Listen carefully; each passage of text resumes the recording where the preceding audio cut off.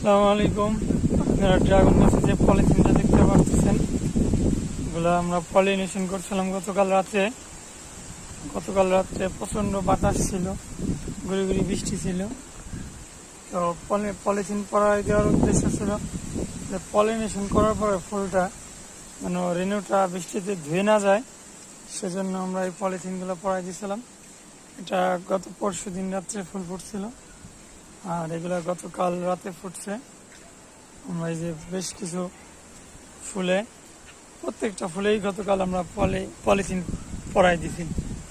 Polythene পরাই দিয়েতে সবচেয়ে বেশি সুবিধা হয়েছে, রেণুগুলো ধুয়ে যাবে না এবং ইনশাল্লাহ সবগুলো ফুল থেকেই ফলে রূপান্তরিত হবে। এমন সময় ঘূর্ণিঝড়টা হয়েছে, আমার মনে হয় যে ড্রাগন চাষিদের বিশাল একটা ক্ষতির সম্মুখীন হবে এই